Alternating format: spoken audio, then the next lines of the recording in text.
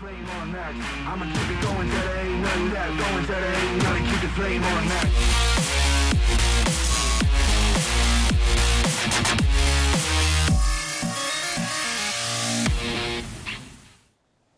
Hello and welcome to the Season 3 premiere of Critical Damage, Emerson's #1 gaming and esports talk show. I'm your host, Karin Hansen, and joining me this season are Ian Copeland, Jack Reiber, and our newest correspondent, Aiden Owen. Aiden, welcome! Hi, it's so great to be here. I'm excited to talk about video games and esports and all the good things in the industry with you guys.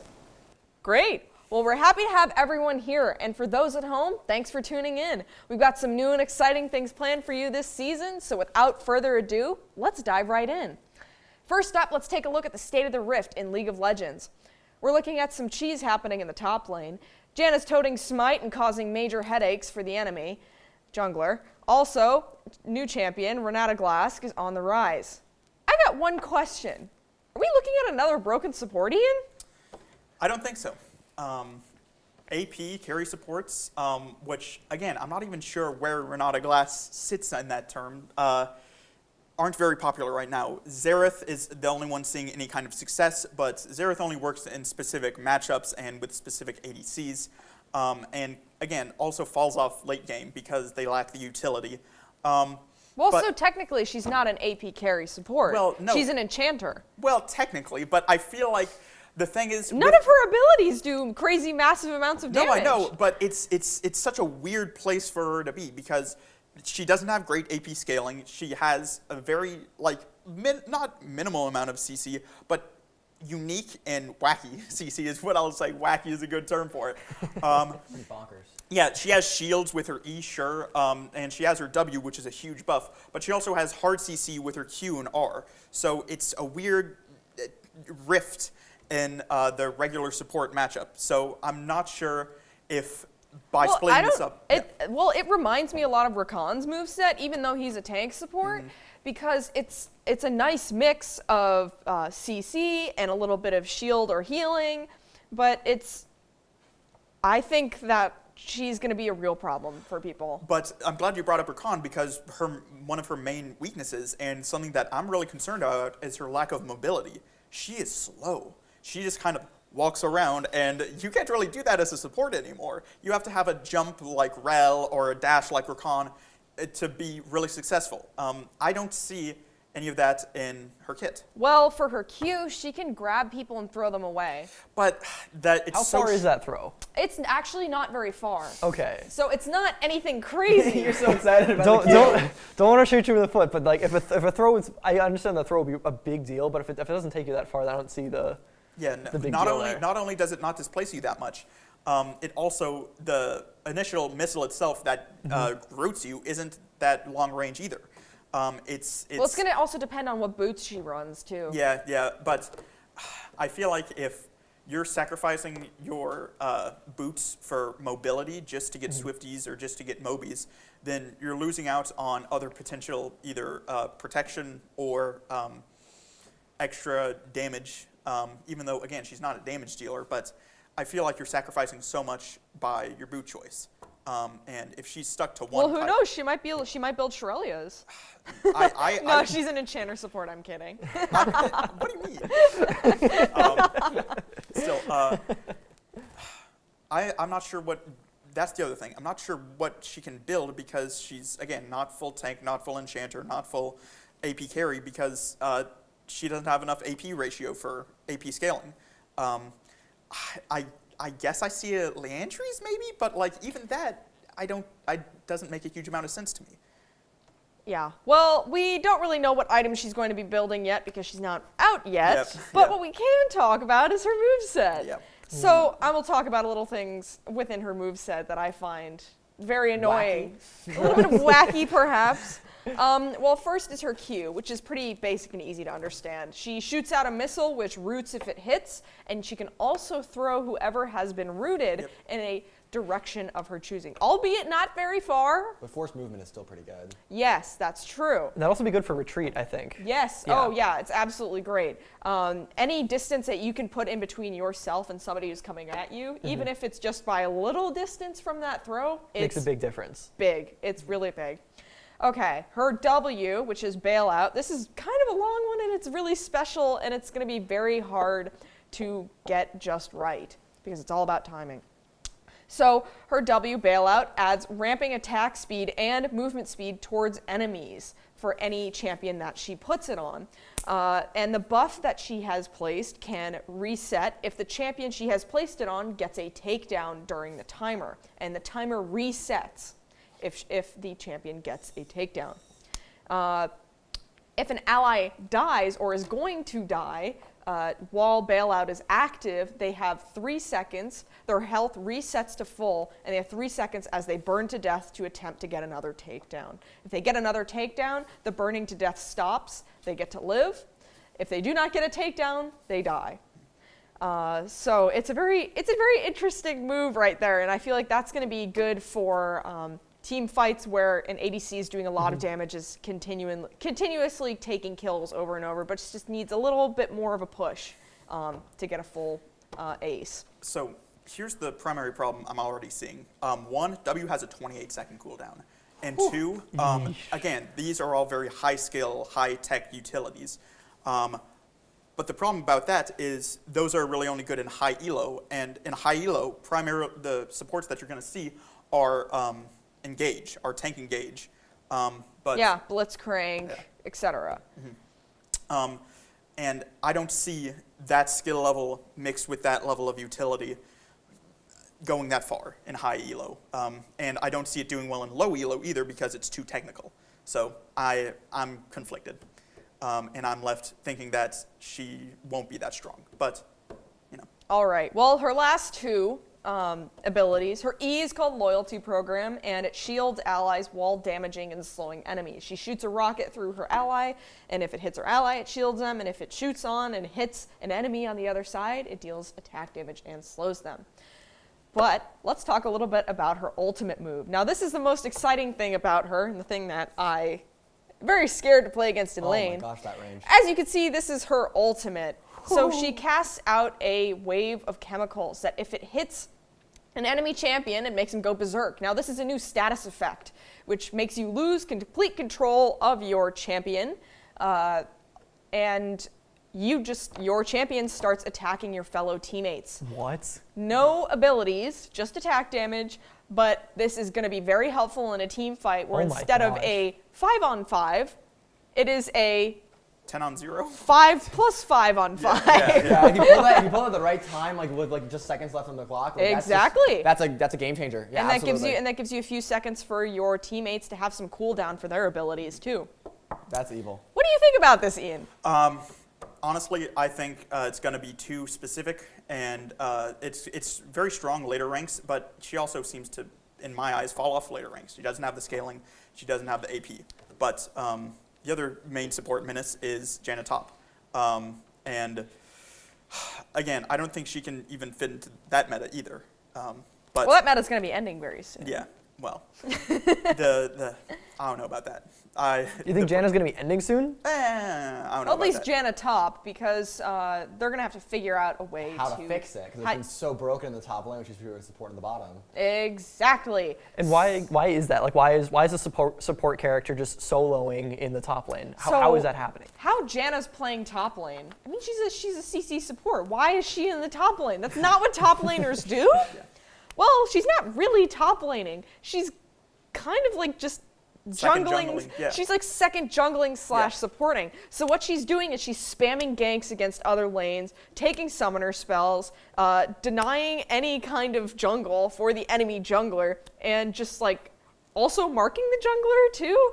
So she's really just assisting the ally jungler in not only obtaining all of their jungle camps, but fighting the enemy jungler in their jungle. And aiding a lot of CC to other lanes. So she doesn't even really need to take top lane if they just push mid lane all the way in with her health. So League needs to fix that ASAP, basically. Exactly. So her win rate, and this is in high ELO too, high ELO as well as low ELO, but in high ELO, she has a 58.06 win rate, which is absurd. Yeah. a lot. And the way to fix this is, honestly, in my eyes, remove fortification from top lane. Allow the enemy top laner to scale up much faster. And I don't think teleport, revert, reverting teleport is the way. Well, I think. The problem is when you have so many champions and so much spaghettico kind of building on top of itself, Yeah. if you remove one thing to fix one champion, 5 others are going to sprout up like weeds. Of course. Still. All right. Wild. Well, that's it for our talk about League of Legends. And here's for our news segment. Here's Jack with the gaming news.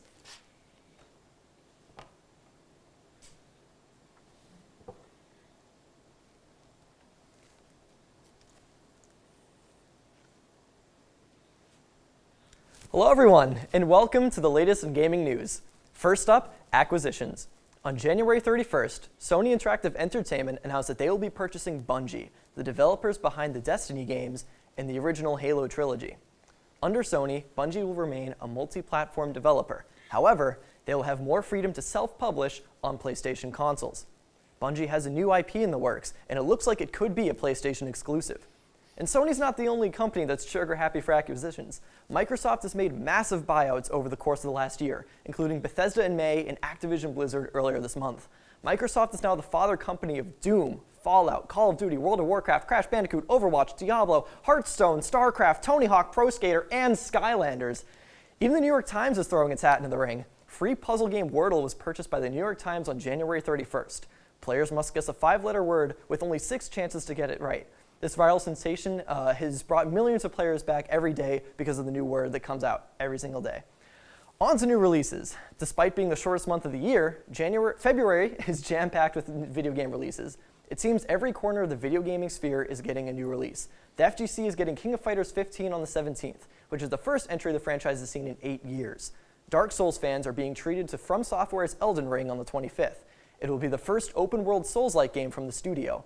Sifu has just hit the shelves on the 8th as Slowclap's Kung Fu cel-shaded beat-em-up. And finally, Horizon Forbidden West is coming to PlayStation 4 and 5 on the 18th. That's all for gaming news. Back to you, Karin. Thank you, Jack. We're going to go to commercial break, but when we come back, we'll be discussing the hot-button issues of development and crunch culture in the games industry today. More on that after the break.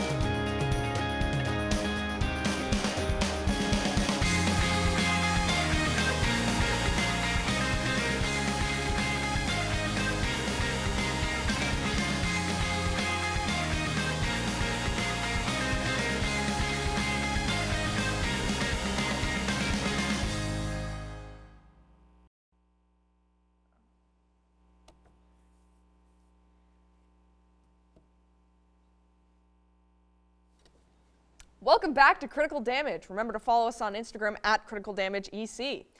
Now into a topic that's more relevant than ever. With the new AAA releases on the horizon, let's take a look at the recent shortcomings of past AAA releases and the development crunch culture that's become prevalent in the games industry today. Ian, Aiden, what are your guys' opinions? Oh, baby, oh boy. Now, if we're talking about crunch crisis, this is all over the gaming industry. And the top purveyor of this crunch crisis is Naughty Dog. There is no company in the industry today company that is industry darling today that really embraces crunch crisis like Naughty Dog, The Last of Us developers. Crunch crisis is to Naughty Dog like John Mulaney is to Emerson Comedy Majors. It is the personality trait of the studio. We're talking about Last of Us 2 that just came out recently, and Last of Us 2 developer, an animator on Last of Us 2 came out with a big tweet storm recently, basically blasting the process, actually saying that 2 of his crew members working in animation for Last of Us 2 were hospitalized because of how bad Crunch Crisis was. Now, obviously, yeah, hospitalization is a really big deal, but Naughty Dog is still celebrated in the industry sphere as a critical darling, and Last of Us 2 has been cited as one of the best video games of all time. But that doesn't stop developers from leaving the studio at mass rates. One of the big moments in the tweet when the animator was talking was basically just saying, do not work at Naughty Dog, is what he tells people when they want to work somewhere. Naughty Dog currently has a 70% attrition rate for workers, which is astronomical and entirely because of Crunch Crisis. Not because of what is happening on one game, but throughout the studio. And this is not a new problem. This goes back to at least 2004. I know we're talking about it in a lighthearted tone. Yeah. My lord, this practice is evil. I will say this to you, the audience, in the eyes, this practice is evil. In 2004, there's a famous post called EA Wife, which describes the working conditions at the EA game dev studios. And of course, more recently, and the most notorious example probably is Cyberpunk 2077, where again, And how many years in development was Cyberpunk? and yes, 8. yes, Oh my and they still managed to, a year out, say, oh, we will not be using crunch. We will not be, we have examples. Most of likely how- as they're That looks using pretty Crunch. crunchy. Yeah, well, no, the problem, crunch, it's not necessarily a look, that's the thing. It's hard to identify without somebody speaking up, and it takes bravery to speak out against. Last of Us was a beautiful looking game, but had an immense amount of crunch, and so did Cyberpunk, and I it looks have completely never bought different. Last of Us. And Red Dead Redemption 2. Talk a little bit about 80 to Rockstar 100-hour Studios. work weeks from Rockstar. Yeah, and that's just, Oh my they're just Lord. like, it's part of the culture. That's the issue. It's become mandatory. It's been so prevalent for so long that industries have made it mandatory, and it's been kind of this bandwagon thing of if you're not crunching, you're not really a developer at the studio. It's become normalized. Well, and it's not, these are also, we should say, these are games that have been in development for 7-8 years. These games should not have to deal with crunch. Oh, no. Granted, once you get out of pre-pro and development hell, there are things that kind of crunch up your time a little bit, but after this happens a couple times, CD Projekt Red, which is Cyberpunk 2077, they've made games that suffer from crunch, like Witcher 3, Wild Hunt. These games, they should know what they're doing, and they don't, and that's the big issue. And that's the difference. That's honestly why different industries like film and television, they have standards for this. They obviously do crunch. Film and television is obviously very guilty of this, but And there have been a few union yeah. attempted strikes in the past year or yes, so. Absolutely. But again, film and television have a much stronger structure of how these development cycles need to happen, or production cycles in the case of film and television. It's There's also a lot more deadlines. transparent Yes, too. that's the other Yeah. thing. It's not very transparent in the game. Yes, Gaming, that's the thing. I did not know about what those animators and Naughty Dog were going through. Well, and for the big thing Rockstar. about that is you only know when the game turns out bad. Yeah. That is the thing. Because That's not true, because Red Dead Redemption 2 turned out brilliant. It was beautiful. Oh, It still I is know, my I favorite know. video game And of that's all why- time. And that's why you can't say, oh, this looks like Crunch, because Crunch looks beautiful. under the right circumstances. Well, We're not talking about sometimes- like Battlefield 2042, which Sometimes is, crunch can produce something beautiful. I know. but at the cost of The what? development of Smash Brothers Melee, one of the most one of the best competitive games out there. Oh, yeah. The reason it is competitive is because of the wave dashing and all the glitches that come with it. That might not have been with the game But had if there- Sakurai not been crunched. But if there was more crunch, they would have had more time to fix bugs, and then wave dashing and L canceling and all those wonderful things could have not been in the game. Exactly, if there that's what was I'm more saying. Crunch. So crunch is again directly a bad thing in both senses. I'm okay. Mm-hmm. I'm okay if games look slightly worse or take longer to develop and the developers get paid more. I'm okay with that. I do not need every detail. I do not need hair physics to be flawless. It is okay. Because no one cares about that much over having a good game with people who have ethical conditions to work in. And games that I can buy and say, okay, I feel good about this. I have not bought Exactly. GTA 5. I have not bought Red Dead Redemption 2. I will never buy Last of Us 2. I will never buy any of those games because this is evil. My lord, Yeah. having people do this is evil. And what's really bad is overseas crunch, where you buy crunch from smaller studios that nobody's ever heard of. In Malaysia, there is the studio Lemon Sky, which has worked on Final Fantasy VII Remake, Warcraft Reforged. And nobody's heard of this studio, but developers and employees of that studio are coming out and talking about their traumatic experiences on these projects and how they've impacted them and their fellow employees. It is twisted. It is evil. Yeah, and I also want to circle back to Battlefield quickly, because Battlefield 2042 was one of those games that the developers of Battlefield have a reputation for putting out games that are just rushed and harried, but Battlefield 2042 still made like bank from critics. Like, I will say Metacritic score for Battlefield 2042 is an 80, which is What? that is. Did anyone play that game? Like User score on Metacritic. Oh my gosh, user score on Metacritic is a 2.6 from Battlefield players. Good. Which is Good. hard red because the game is unplayable. It's broken, and they practically released it in beta, and anyone will tell you that. But the critics have been looking at Battlefield from a perspective of, oh, the game will get better, the game has potential. Potential does not matter when human lives are at stake. That's And I'm being become a dramatic, standard. but- Yeah, that- is releasing these games that have had so much crunch time involved in them, and there's so many game-breaking bugs like Baldur's Gate, like Cyberpunk. Hey, talk Baldur's about Gate, Baldur's Baldur's Gate. Gate. Hey, Baldur's Gate. They were transparent. It was early access. Okay, We anyway. all knew. It's become the standard to expect the game to just be better after it's been Or released. the So we're standard is losing these releasing big- they're releasing an unfinished game and then releasing a day one patch right Yes. after, which Yeah. is what Activision Blizzard has ran the gambit with Call of Duty. Vanguard, Black Ops 2, Modern Warfare, Cold War, all of these games had day one patches that were dozens of gigabytes because they just needed to make the game work. Yeah. And that's There's no longer these big launches that are like, okay, this game's out, it's gonna work, everybody can play it right now. Everybody's been waiting for all these years to play this game. preload the game. When Patch it on I day one. preloaded Yeah. Cyberpunk and I started playing, I thought I was gonna be playing for longer than 20 minutes. Yeah. So let's talk about this. All problems with this. What's the solution? Shorter games that cost the same to the end consumer, but have smaller budgets. Less graphical budgets, I should say. Yeah. Less froth, less flashiness. I don't need, again, like I said, I don't need hair physics. And honestly, make these people work shorter hours. And I understand that is better for the workers, and that 100% comes first.